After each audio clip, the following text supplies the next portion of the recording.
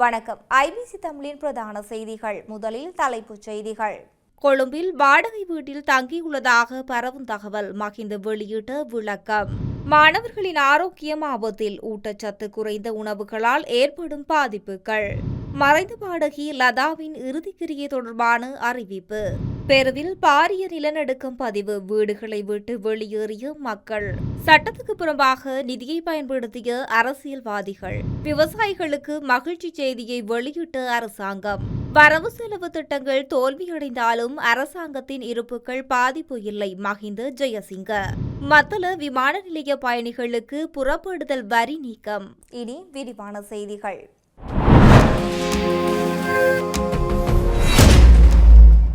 தனது கிராமத்தை விட்டு வெளியேறி கொழும்புக்கு திரும்பும் எண்ணம் தனக்கு இல்லை என முன்னாள் ஜனாதிபதி மஹிந்த ராஜபக்ச தெரிவித்துள்ளார்.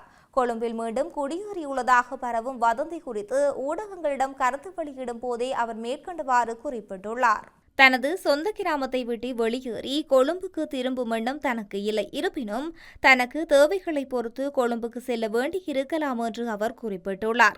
மீண்டும் தான் கொழும்புக்கு திரும்புவதாக பரவும் வதந்தி குறித்து சிலர் விசாரிப்பதாகவும் கொழும்புக்கு திரும்ப போவதில்லை என்பது மட்டுமே தனது கருத்து என்று மஹிந்த ராஜபக்ச குறிப்பிட்டுள்ளார். இதேவேளை இந்த ராஜபக்ச நுகேகொட பகுதியில் தனது நண்பரின் வீட்டில் தங்கியுள்ளதாகவும் அரசாங்கத்துக்கு பயப்படாமல் ராஜபக்ச குடும்பம் யார் என்பதை அறிந்து நண்பர் தங்கள் வீட்டினை வழங்கியதாகவும் நாமல் விளக்கம் அளித்துள்ளார். மஹிந்த தற்போது கொழும்புக்கு வந்திருந்தாலும் தங்காலை கார்டன் இல்லத்திலும் கொழும்பில் உள்ள நுகைகொடை இல்லத்திலும் மாறி மாறி தங்குவார் என்று நாமல் தெரிவித்திருந்தமை குறிப்பிடத்தக்கது.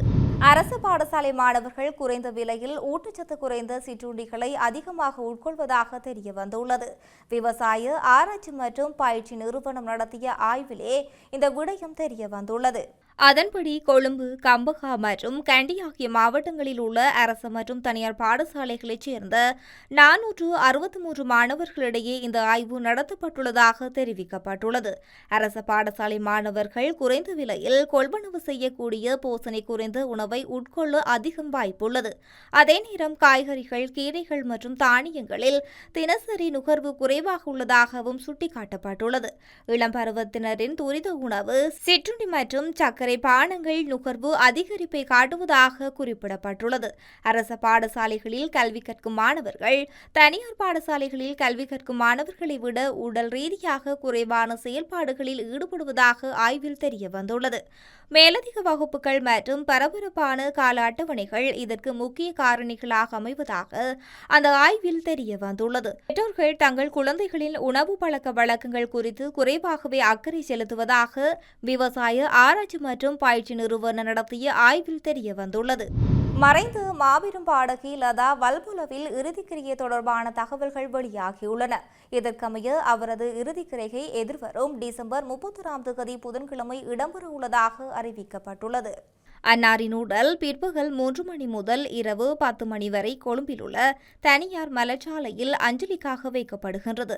பின்னர் சுதந்திர சதுக்க வளாகத்தில் அன்னாரது உடல் பொதுமக்கள் அஞ்சலிக்காக வைக்கப்பட்டதன் பின்னர் பொருளை பொதுமயானத்தில் இறுதிக்கிரியைகள் இடம்பெற உள்ளதாக அறிவிக்கப்பட்டுள்ளது. பெருநாட்டில் வடக்கு கடற்கரை பகுதியில் பாரிய நிலநடுக்கம் ஒன்று பதிவாகியுள்ளது. ரிக்டர் அளவுகோலில் 6.2 மெக்னியூட்டாக இந்த நிலநடுக்கம் பதிவாகியுள்ளதாக தெரிவிக்கப்படுகின்றது. இந்த நிலநடுக்கம் 10 கிலோமீட்டர் கடல் ஆழத்தில் உணரப்பட்டுள்ளதாக கூறப்படுகின்றது. இதனால் ஏற்பட்ட உயிர் மற்றும் பொருட்சேதம் தொடர்பில் எவ்வித தகவல்களும் இதுவரையில் கிடைக்கப்பெறவில்லை. நிலநடுக்கத்துக்கு பிறகு மக்கள் தங்கள் வீடுகளை விட்டு வெளியேறி வெளியில் நிற்பதாகவும் தெரிவிக்கப்பட்டுள்ளது. ஜனாதிபதி நிதியம் கடந்த காலங்களில் நாடாளுமன்ற மற்றும் மாகாண சபை உறுப்பினர்கள் 56 பேருக்கு சட்டத்துக்கு புறம்பாக 130 மில்லியனுக்கு அதிகமான தொகையை மருத்துவ உதவிக்காக வழங்கியுள்ளதாக தேசிய தணிக்கை அலுவலகம் சமீபத்திய வெளியிட்ட அறிக்கையில் குறிப்பிட்டுள்ளது. விண்ணப்ப படிவம், மாதாந்திர வருமான வரம்பு, பிரதேச செயலாளரின் அறிக்கை, நிதி சொத்துக்கள் மற்றும் மருத்துவ உதவி வரம்புகள் ஆகியவற்றை கருத்தில் கொள்ளாமல் இவ்வாறு மருத்துவ உதவி வழங்கப்பட்டுள்ளதாக தெரிவிக்கப்படுகின்றது. குறித்த நிதி உதவி கொடுப்பனவுகள் கடந்த 2005ஆம் ஆண்டு முதல் 2024ஆம் ஆண்டு வரையிலான காலகட்டத்தில் வழங்கப்பட்டதாக கூறப்படுகின்றது. மேலும் ஜனாதிபதி நிதியிலிருந்து கடன்களை வழங்குவதற்கான ஏற்பாடுகள் இல்லாவிட்டாலும் ஒரு நாடாளுமன்ற உறுப்பினர் ஒருவருக்கு 1 கோடி ரூபாய்க்கு அதிகமாக மருத்துவ உதவி வழங்கப்பட்டுள்ளதாகவும் இந்த தொகை மீள வசூலிக்கப்படவில்லை எனவும் அறிக்கை தெரிவிக்கப்பட்டுள்ளது. முன்னாள் பிரதமர் ஒருவருக்கு மருத்துவ உதவிகளை வழங்குவதற்காக சட்டத்தின் விதிகளுக்கு புறம்பாக சுமார் 3 கோடி ரூபாய் வழங்கப்பட்டுள்ளது. குறித்த 3 கோடி ரூபாயில் 1 கோடியே 37 லட்சம் ரூபாய் அதிகமாக தொகை மீட்பு அடிப்படையில் வழங்கப்பட்ட போதிலும் அந்த தொகை வசூலிக்கப்படவில்லை என தேசிய தணிக்கை அலுவலகம் வெளியிட்டுள்ள அறிக்கையில் தெரிவிக்கப்பட்டுள்ளமை குறிப்பிடத்தக்கது. அண்மையில் நாட்டை தாக்கிய டிட்வா புயலில் பாதிக்கப்பட்ட விவசாயிகளுக்கு விரைவில் நட்டஈடு வழங்கப்படும் என அரசாங்கம் அறிவித்துள்ளது. பிரதி விவசாய அமைச்சர் இந்த விடயத்தினை தெரிவித்துள்ளார். அண்மைய அனர்த்தங்களால் பாதிக்கப்பட்ட அனைத்து விவசாயிகளுக்கும் எதிர்வரும் 31ஆம் தேதிக்கு முன்னர் இழப்பீட்டுத் தொகைகளை வழங்கும் நடவடிக்கை முழுமையாக்கப்படும் பிரதி அமைச்சர் உறுதியளித்துள்ளார். கடந்த கால இயற்கை அனர்த்தங்களின் காரணமாக சேதமடைந்த விவசாய நிலங்களில் சுமார் அரைவாசிக்கு மேற்பட்ட நிலங்கள் மீளவும் விவசாய நடவடிக்கைகள் ஏற்கனவே ஆரம்பிக்கப்பட்டுள்ளதாக அவர் குறிப்பிட்டுள்ளார். இதேவேளை இந்த பருவத்திலிருந்து சம்பா மற்றும் கீரிச்சம்பா நெல் வகைகளுக்கு அதிக விலையை வழங்க அரசாங்கம் தீர்மானித்துள்ளதாக அவர் தெரிவித்துள்ளார். மேலும் புதிய ஆண்டிலிருந்து விதை நெல் உற்பத்தியை ஊக்குவிக்கும் வகையில் சிறந்த திட்டம் ஒன்றை ஆரம்பிக்க விவசாய அமைச்சு நடவடிக்கை எடுத்துள்ளதாக நாமல் கருணாரத்ன தெரிவித்துள்ளார். உள்ளூராட்சி சபைகளில் வரவு செலவு திட்டங்கள் தோல்வியடைந்தாலும் அதனால் அரசாங்கத்தில் இருப்புக்கு எந்த பாதிப்பும் இல்லை என பிரதி தொழில் அமைச்சர் மஹிந்த ஜெயசிங்க தெரிவித்துள்ளார். தேசிய மக்கள் சக்தியின் வரவு செலவு திட்டம் அல்ல, மக்களின் வரவு செலவு திட்டமை என அவர் குறிப்பிட்டுள்ளார். சமீபத்திய தோல்வியடைந்த கொழும்பு மாநகர சபை வரவு செலவு திட்டத்தில் அத்தியாவசிய சேவைகளை மேம்படுத்தும் பல திட்டங்கள் அடங்கியிருந்ததாக அவர் விளக்கியுள்ளார். இந்த வரவு செலவு திட்டத்தில் முன்மொழியப்பட்ட நிவாரணங்கள் தேசிய மக்கள் சக்திக்கு வாக்களித்தவர்களுக்கு மட்டுமல்ல, அனைத்து மக்களுக்கும் பயனளிப்பவையாகும் என்று அவர் தெரிவித்துள்ளார். இந்த நிலையில் அதனை எதிர்த்து வாக்களித்த உள்ளூராட்சி உறுப்பினர்கள் தங்களை தேர்ந்தெடுத்த மக்களுக்கு எதிராக செயல்பட்டுள்ளனர் என்று அவர் குற்றம் சாட்டியுள்ளார்.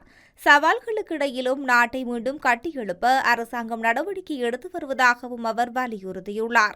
இதேவேளை ஏதேனும் ஒரு உள்ளூராட்சி சபையில் 2 தடவைகள் வரவு செலவு திட்டம் தோற்கடிக்கப்பட்டால் அங்கு ஆட்சி மாற்றம் ஏற்படாது என்று அவர் தெரிவித்துள்ளார். அவ்வாறாயின் ஆட்சியை பொறுப்பேற்ற 3வது வருடம் சமர்ப்பிக்கப்படும் வரவு செலவு திட்டம் தோற்கடிக்கப்படும் பட்சத்தில் குறித்த உள்ளூராட்சி சபையின் தலைவர் இயல்பாக பதவியிலிருந்து விலக்கப்படுவார் என்று அவர் மேலும் குறிப்பிட்டுள்ளார். மதுர சர்வதேச விமான நிலையத்தின் ஊடாக நாட்டை விட்டு வெளியேறும் பயணிகளிடமிருந்து அறவிடப்படும் புறப்படுதல் வரியை தற்காலிகமாக நீக்கி வர்த்தமானி அறிவித்தல் விடுக்கப்பட்டுள்ளது. நிதியமைச்சர் என்ற வகையில் ஜனாதிபதி அனுரகுமார திசாநாயக்கவின் கையெழுத்துடன் இந்த வர்த்தமானி அறிவித்தல் வெளியிடப்பட்டுள்ளது.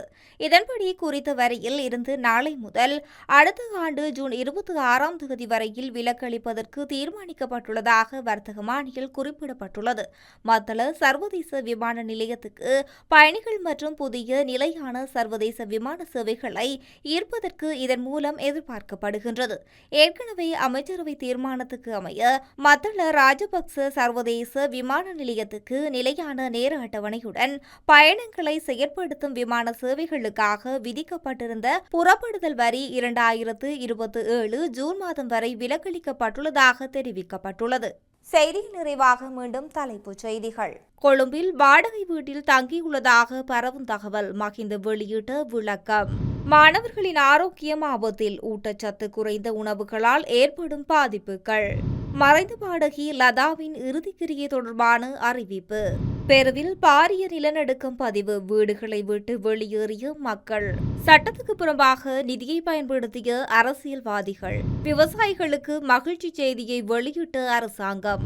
வரவு செலவு திட்டங்கள் தோல்வியடைந்தாலும் அரசாங்கத்தின் இருப்புகள் பாதிப்பு இல்லை, மஹிந்த ஜெயசிங்க.